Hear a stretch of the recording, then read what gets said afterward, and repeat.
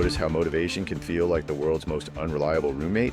Sometimes it shows up full of energy, moving furniture at 3 in the morning. Other times, you can't find it anywhere, and you're left dragging yourself through the day. Turns out, there's a chemical behind all that, and today we're cracking it open.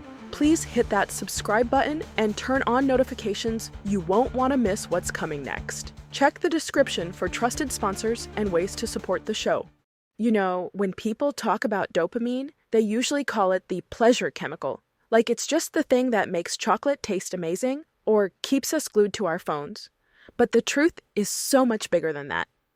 Exactly. Dopamine isn't just about pleasure, it's about pursuit. It's the reason you actually get up off the couch to chase something, whether that's a goal, a craving, or, let's be honest, the last cookie in the jar. Right? It's that spark that pushes you to go do, which is why when dopamine levels are low, people can feel flat, unmotivated, even stuck in molasses. And when dopamine is running high, suddenly someone looks like they've got endless energy. It's wild to think that one molecule can influence so much: our drive, our cravings, even our sense of time, because dopamine actually tweaks how we perceive time passing. You ever notice how when you're excited about something, hours feel like minutes, but when you're bored, minutes feel like hours? That's dopamine doing its thing. And it doesn't stop at motivation. It's crucial for movement too. That's why conditions like Parkinson's, where dopamine neurons die off, don't just affect mood, they make it harder to move. People literally struggle to initiate movement because their dopamine supply is depleted. Yeah, and the really striking thing is when treatment helps replenish dopamine, people not only move better, but they often feel better emotionally. Like their energy for life comes back, not just their ability to walk across the room. So, let's break down what's going on in the brain. There are two main dopamine pathways. One is like the movement highway, the circuit that controls physical motion. The other is the motivation and reward expressway, the one that pushes you toward goals, keeps you craving, keeps you striving. And dopamine doesn't just trickle out in one way. Sometimes it's like a little local whisper between neurons, synaptic release. Other times it's like opening the floodgates, broad release across circuits, which means dopamine can fine-tune specific actions or overhaul the entire mood of the system. The simplest way to put it, dopamine makes you look outside yourself. It gets you seeking food, relationships, accomplishments. It's the fuel behind all that. And your quality of life, moment to moment, depends less on your absolute dopamine levels and more on how they compare to what they were 5 minutes ago. That's the catch, isn't it? Because if you spike dopamine too high, your baseline drops after, which is why people can fall into that trap of chasing highs, sugar, social media, even more serious stuff like drugs, and end up feeling emptier afterward. Exactly. Chocolate bumps dopamine about 1.5 times baseline. Sex can double it. Nicotine hits about 2.5. Cocaine? Same, but faster. Amphetamines? 10 times baseline. A tidal wave. But here's the kicker. After the tidal wave comes the drought. And that baseline keeps dropping lower and lower if you chase the peak over and over. Which is how addiction takes root. You keep trying to get back to the high, but instead, you're digging the baseline into a basement. Motivation, joy, and even everyday pleasure just collapse. But it's not all doom and gloom. The good news is that the system is flexible. Understanding how peaks and baselines work gives us power to manage motivation in healthier ways. It's like learning the rhythm of your own internal music. Totally. And it helps to think about why evolution wired us this way. Back when survival meant foraging, hunting, and seeking shelter, dopamine was the chemical currency.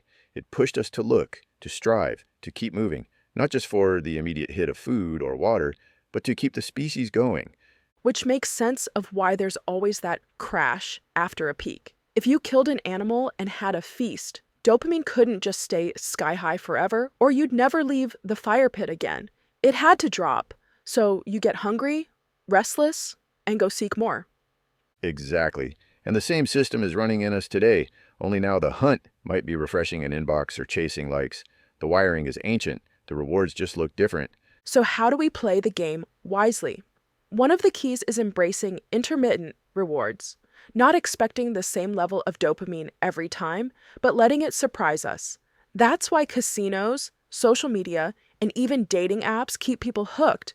It's not constant reward, it's the unpredictability. And we can hack that in positive ways too, like not treating every workout as an excuse for a reward, but learning to actually enjoy the grind itself. The effort can become the reward if we frame it that way. That's the heart of growth mindset. I love that example.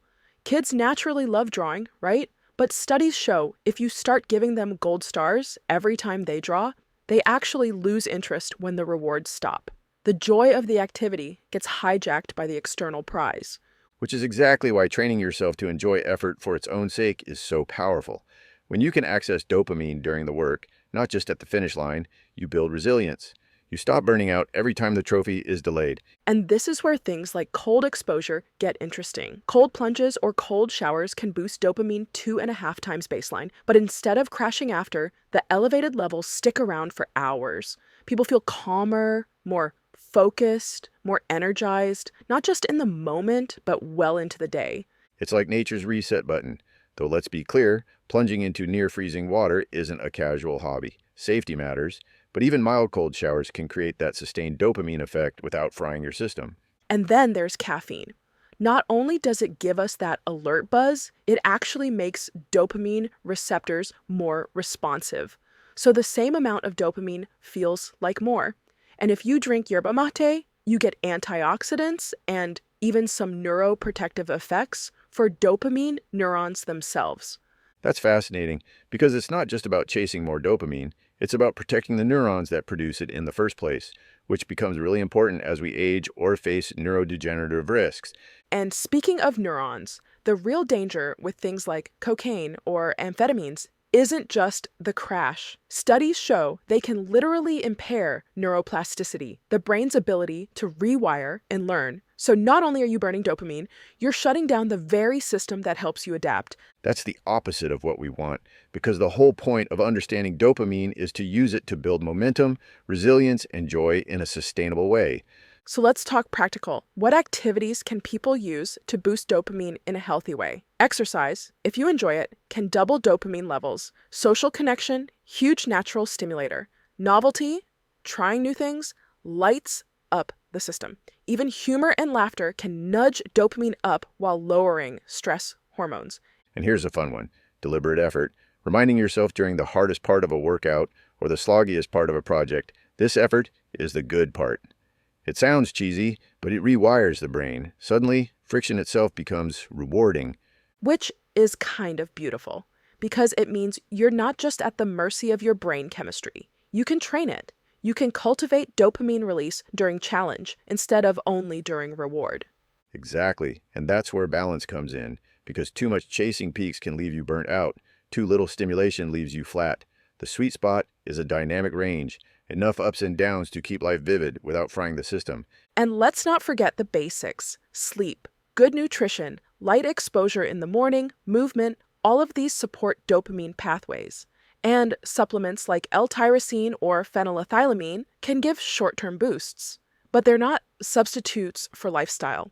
Right? Because if you keep leaning on boosters without building the foundation, you're still just spiking and crashing. Sustainable motivation comes from habits, connection, and perspective. Speaking of connection, one of the simplest dopamine boosters is just meaningful social interaction. Talking, laughing, bonding, it's like nature's pharmacy, and it's free. So the big takeaway here: dopamine is the fuel of motivation, movement, and joy.